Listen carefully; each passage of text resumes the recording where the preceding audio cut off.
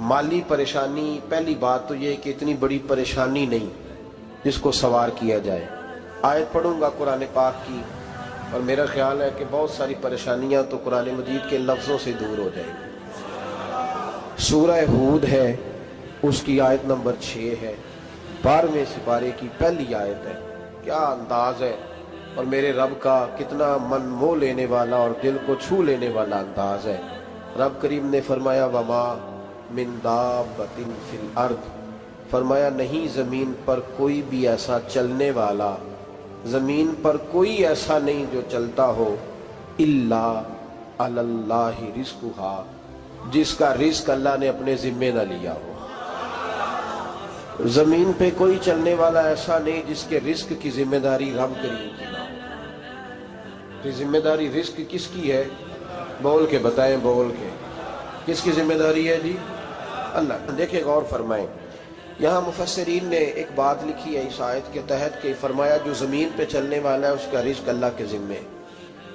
फरमाते हैं कि ये अल्लाह ने हमारी अकल के मुताबिक हमसे बात की है, वरना आसमानों में जितनी मखलूक है रिज़्क उसका भी अल्लाह के ज़िम्मे ही है। यहाँ जो फिल अर्द के लफ्ज़ है ज़मीन पे, वो हमें समझाने के लिए कि तुमने तो सिर्फ ये दुनिया देखी है ना, तो जिसको तुमने देखा है वो सब खाते अल्लाह का दिया हुआ ही है। तो जो हमने देखा था रब करीम ने उसके मुताबिक हमें समझा दिया। फरमाया कुछ तो तुमने देखे ही नहीं, चलो उनकी तुमसे बात नहीं करते, पर जो तुमने देखे हैं उन सब का रिज़्क किसके ज़िम्मे है? अल्लाह के। मेरे रसूल करीम सैयद आलम सल्लल्लाहु ताला अलैहि वसल्लम कुरान मजीद की जब तर्जुमानी करते, वजाहत करते, तो महबूब पाक सल्लल्लाहु अलैहि वसल्लम भी कोई इश्काल रहने नहीं देते थे, कोई इश्काल नहीं रहने देते थे। मेरे महबूब करीम अलैहिस्सलातु सलाम ने फरमाया अल्लाह पे भरोसा रख के सवेरे निकल जाना रिज़्क की तलाश में। किस पे भरोसा रखना है? निकलना तुम्हारे जिम्मे है। ये ना कहना कि घर बैठूंगा तो यही आएगा, निकलना तुम्हारी जिम्मेदारी है। जितनी जिम्मेदारी है वो पूरी करना। अल्लाह पे भरोसा करके निकल जाना तुम्हारी जिम्मेदारी है। रब का जिम्मा है तुम्हें रिज़्क देना, वो जरूर तुम्हें रिज़्क पहुंचाएगा। या रसूल अल्लाह सल्लल्लाहु अलैहि वसल्लम किस तरह पहुंचेगा? तो जरा हुजूर के लफ्जों का हुस्न भी देखिए। नबी पाक सल्लल्लाहु अलैहि वसल्लम ने फरमाया जिस तरह मौत तुम्हें ढूंढ लेती है ना कि तुम कहाँ मौजूद हो, जब वक्त आता है तो इंसान पाकिस्तान में हो तब भी आ जाता है, जद्दा में हो तब भी आ जाता है, मक्का में हो या मदीना तय्यबा में, वक्त फिर भी आ जाता है। फरमाया जिस तरह मौत तुम जहां भी हो तुम तक पहुंच जाती है ना, इस तरह तुम्हारा रिज़्क भी तुम जहां मौजूद होते हो अल्लाह वहां पहुंचा देता है, पहुंचा देता है। तो या रसूल अल्लाह सल्लल्लाहु अलैहि वसल्लम किस अंदाज में? तो फरमाया निकल जाना तुम्हारी जिम्मेदारी है। फरमाया सवेरे परिंदे भी निकल जाते हैं और शाम को जब लौटते हैं तो अल्लाह उन्हें पेट भर के रोजी अता फरमाता है। हालांकि उनको नहीं पता होता हमारा कारखाना कहाँ है, हमने कहाँ जाके मजदूरी करनी है। उनको नहीं पता होता कि हमारा दफ्तर कहाँ है, हमने किस ऑफिस में बैठना है। उनको नहीं पता होता कि हमने कहाँ जाके माल खरीदना है और कहाँ से हमने फिर उसको दोबारा बेचना है। उन्हें खबर नहीं होती, अल्लाह पे भरोसा करके निकल जाते हैं। निकलना तो तेरे जिम्मे है कि नहीं? फरमाया वो तू ड्यूटी कर, शाम को अल्लाह जो रब परिंदों को रोजी देता है वो तुझे भी अता फरमाएगा। मैं कहता हूँ सोच कितनी कमजोर है उस आदमी की जो कहता है कैसे मिलेगा। कितनी कमजोर सोच है। जो रब बैल को रोजी देता है, बकरी को रोजी देता है, इस जमीन इस धरती पे अगर बसने वाला ऊंट भूखा नहीं सोता, चले ये तो पालतू जानवर होते हैं, इस धरती पर बसने वाली अगर बिल्ली और कुत्ता रोटी खा के सोते हैं तो तू तो अशरफुल मखलूकात है। तूने अपने ज़हन में क्या टेंशन पाल लिया है कि नहीं आएगा तो मर जाऊंगा, क्या बनेगा, किस तरह होगा? तू क्यों इतना परेशान हो गया? भाई माली परेशानी सबसे ज्यादा उस बंदे ने ओढ़ ली है जिसकी तवक्कुल की बात कमजोर हो गई है। तू सीधी तवज्जो अपने रब करीम की जानिब रख, सीधी तवज्जो अल्लाह की जानिब कर। रब फरमाते हैं जिम्मा तेरा नहीं, जिम्मा मेरा। लेकिन ना तनख्वाह एक आती है घर में, जब एक बच्चा होता है तो तब भी काम चलता है, जब अल्लाह 2 बच्चे दे दे फिर भी उस तनख्वाह से काम चलता है, जब 3 हो जाए फिर भी चलता है, जब 4 हो जाए। नहीं आप ना भी बोले तो बात तो सही है, बहरहाल काम फिर भी چلے اسی تنخواہ میں سے جب بندہ بڑے بیٹے کی شادی کر کے بہو بیاہ کے لے آئے تو پھر بھی کام چلتا ہے، اور جب اس بیٹے کو اللہ بچے عطا کر دے تو اسی گھر میں، اسی آنگن میں، اسی چھت کے نیچے کام چلتا ہے۔ تو پھر تو مان جانا کہ چلانے والا تو نہیں، چلانے والا کوئی اور ہے۔ پھر تو مان جا کہ چلانے والا کوئی تو اس وقت جب تنخواہ تیری لگی تھی تو کہتا تھا ابا ابھی میری شادی نہ کر، میں بیوی کو کیسے کھلاؤں گا؟ تو وہی شخص ہے جس کی چھت کے نیچے پھر 1.5 درجن پوتے بھی پل رہے اور گزارا ان کا بھی ہو رہا ہے۔ تو رزق کا ذمہ کس کا ہے؟ اللہ کا ذمہ۔ اب ہمیں پتہ ہے پہلی بات تو پریشانی اس لیے اتار دینی چاہیے کہ ذمہ ہمارا ہے ہی نہیں۔ اب دوسری بات یہ کہ ذمہ داری کس کی ہے؟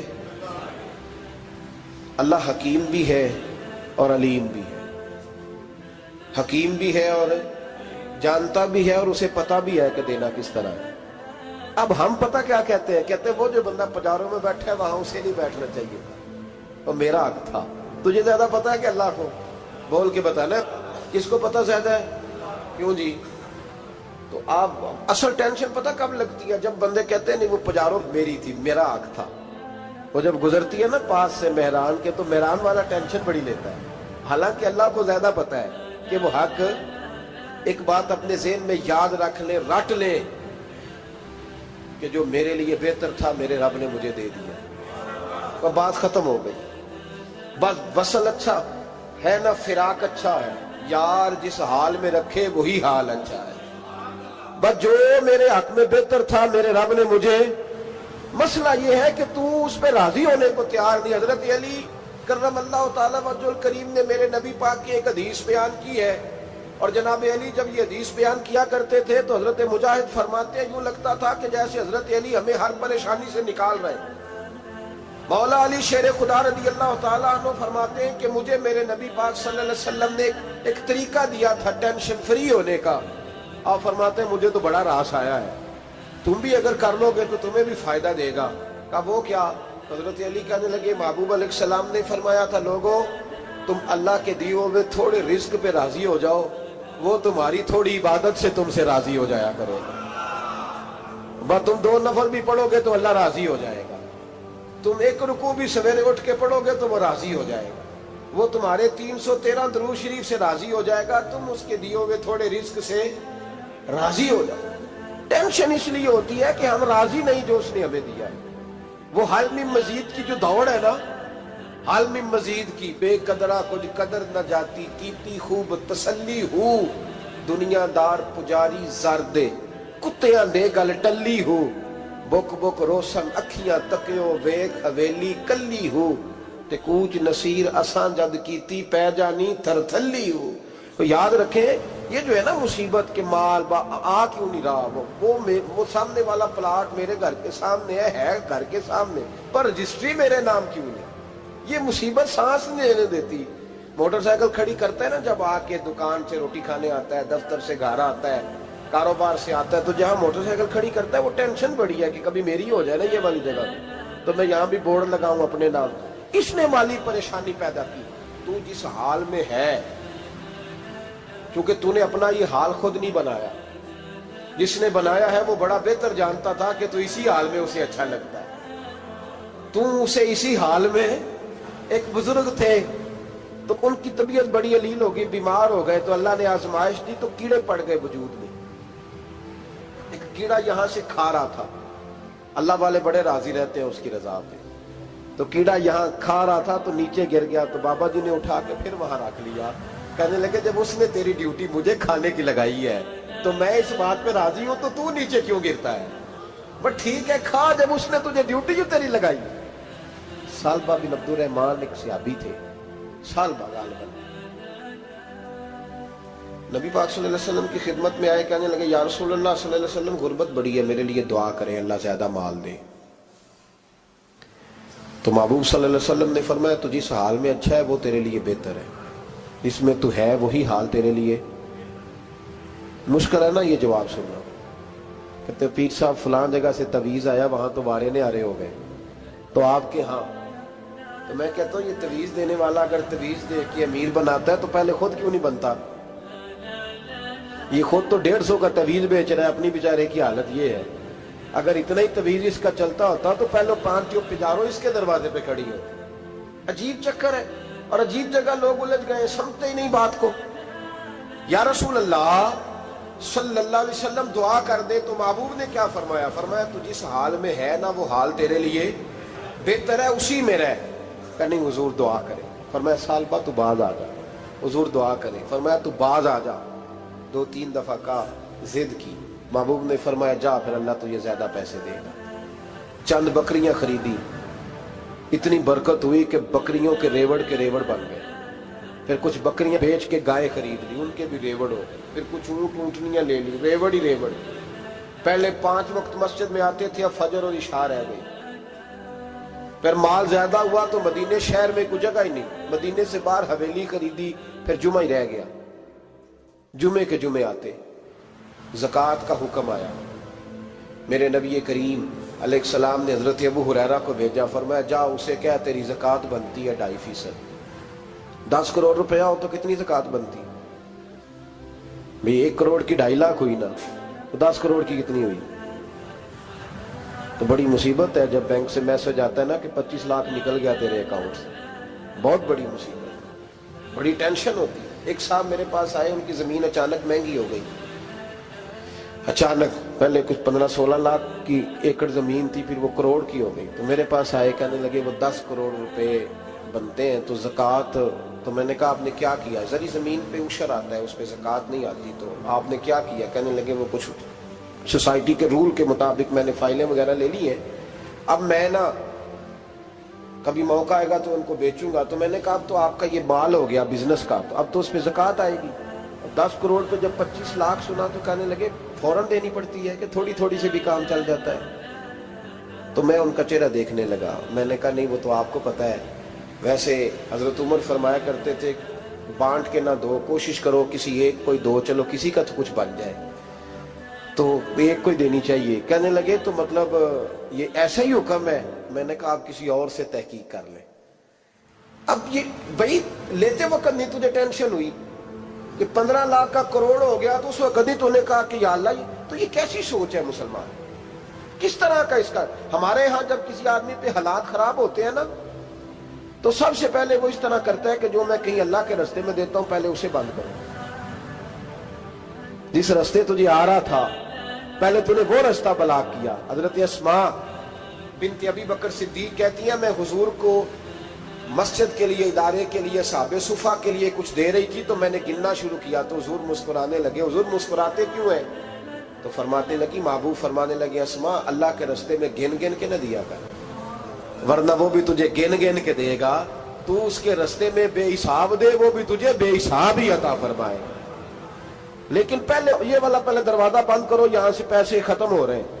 تو اس طرح کرنا بھائی. اس دفعہ سوٹ ذرا گرمیوں والے نہ خرید, لیکن جو تو اللہ کے رستے میں دے رہا ہے اسے دیتا رہے.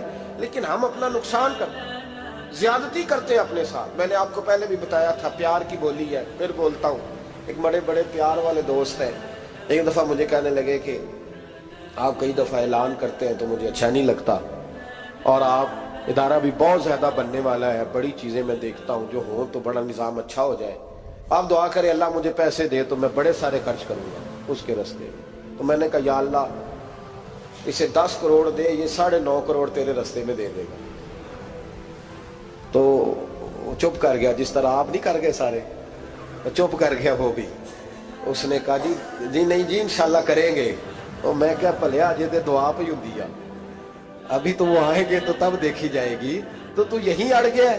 یعنی 9.5 کروڑ اللہ کے رستے میں خرچ کرنے کی دعا پہ بھی آمین کوئی نہیں کہتا کہ چلو آمین ہی کہہ دیں. تو میں کہا تینوں تے 50 لاکھ بچتا سی پیا, لیکن تو اس سودے پہ تیار ہے. جب یہ سوچ ہوتی ہے, یہ غلط سوچ ہے. یہ بات تو اگر تے مسکرانے والی, لیکن یہ سوچ صحیح نہیں.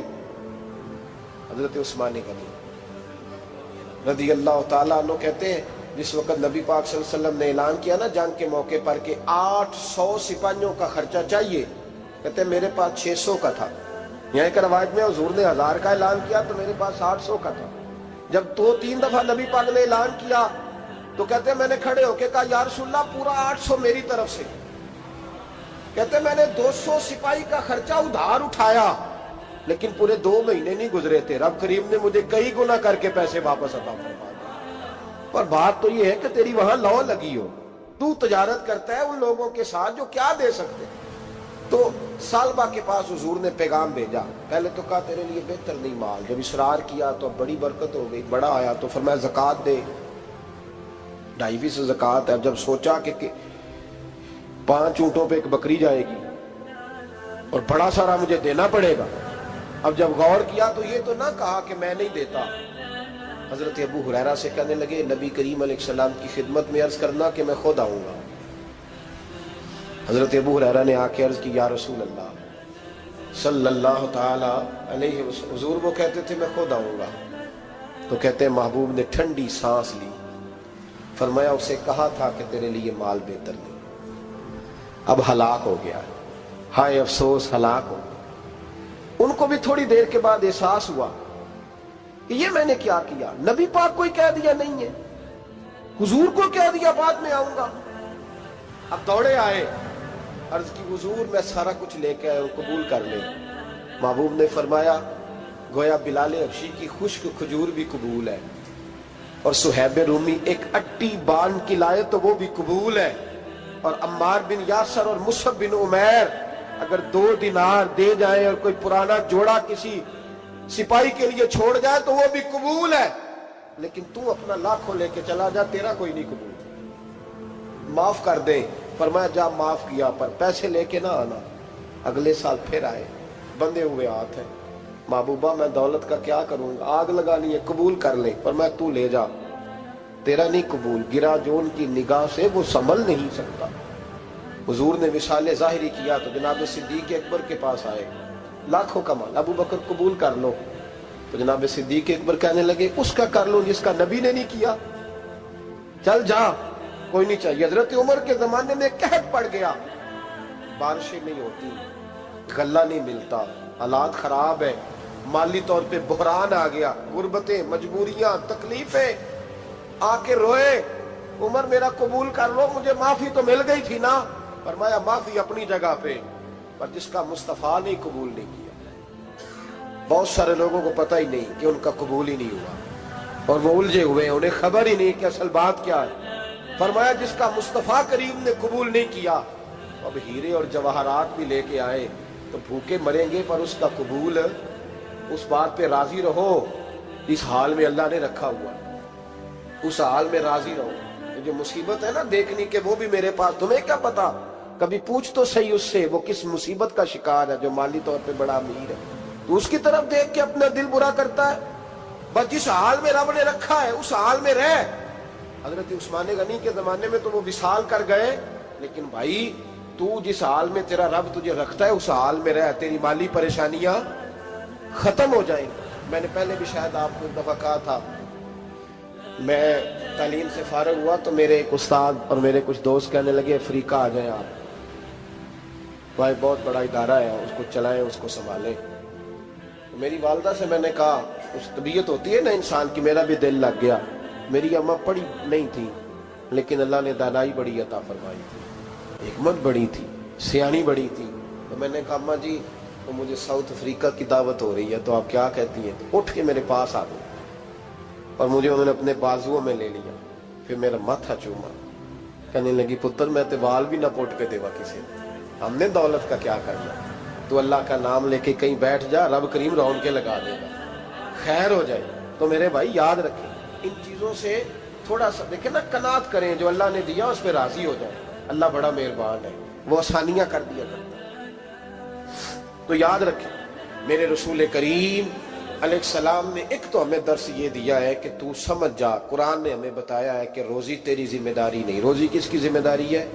अल्लाह की। और दूसरी बात ये कि जो अल्लाह ने तुम्हें दिया है उस पर तू राजी हो जा, तेरी माली परेशानियां खत्म हो जाए। और फिर हुजूर सल्लल्लाहु अलैहि वसल्लम ने फरमाया मजहबी तौर पर जब देखो तो आगे देखो, और दुनियावी तौर पर जब देखो तो पीछे देखो, परेशानी खत्म होगी।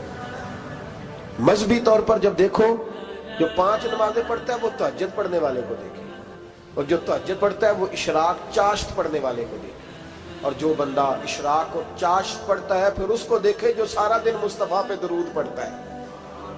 ऊपर ऊपर देखे कि मैंने और नेक होना है और नेक, और जब माली मामला है तो फिर नीचे देख। अगर तू बैठा ना पजारों पे तो फिर टूडी वाले पे नजर कर, उसका क्या हाल है। और अगर तू वहां बैठा है तो देख, मेहरान वाला भी तो गाड़ी चला ही रहा है।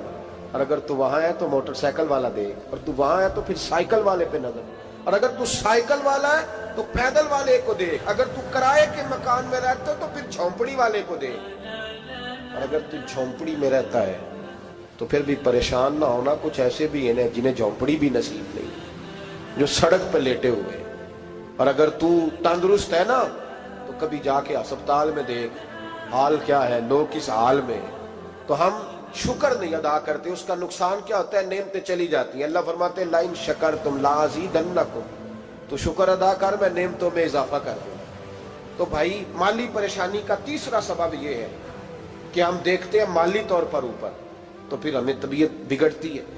और फिर माली परेशानियों के कुछ और असबाब भी हैं। इमाम शाफी फरमाते हैं जिन घरों में लोग फजर की नमाज के वक्त सोए होते हैं उन घरों में रिस्क नहीं आता। आप फरमाते हैं फजर का वक्त अल्लाह के देने का वक्त है, उस वक्त अल्लाह बांटता है। हुजूर सल्लल्लाहु अलैहि वसल्लम का फरमान है ना हदीस में कि तहज्जुद के वक्त अल्लाह पहले आसमान पे नुज़ूल इजलाल फरमाता है जो उसकी शान के लायक है तहज्जुद के वक्त, और वो कहता है मांगो मैं तुम्हें अता करूंगा। लेने की बारी आए तो बंदा समेट समाट के अंदर घुस जाए। हमारे यहाँ ये होता है कि इशा के बाद बच्चे बैठते हैं मोबाइल लेके, तहज्जुद का वक्त आता है तो उनकी आंखें बंद होनी शुरू होती। तो लेने के वक्त तो तू सोया था, तेरा मसला कैसे हल होगा भाई। जब कोई आदमी खैरात बांट रहा हो तो जो प्याला पीछे कर ले उसे मिलेगा। कहते उस वक्त आना जब मैं बांट रहा था, अब तो किधर आ गया है। मिसाल दे रहा हूं। तो फजर का वक्त मांगने का है, तो सारी रात तो गुजर गई गेमें खेलते, टीवी देखते, और जो लेने का वक्त था तू सो गया, तो कैसे आएगा तेरे पास। तो उठे सवेरे, बंदों से मांग के देख लिया, बड़ी इज्जतें खराब हुई। फजर का वक्त उठ के झोली फैलाए। मेरे रसूल पाक अलैहिस्सलाम फरमाते, रब फरमाते जब बंदे मेरे आगे झोली फैलाते हैं मुझे शर्म आती है। बिछड़ गया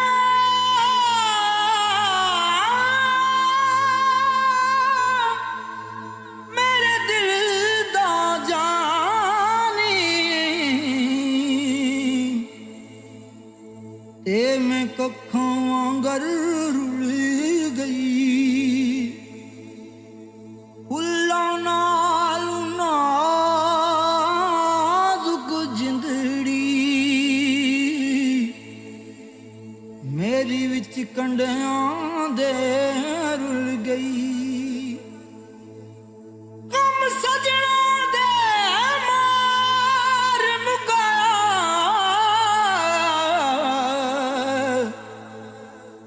ते मैं अथरू बन के डुल गई। एक माया तेरी याद ना भुलदी, बाकी हर शै जग दी भुल गई।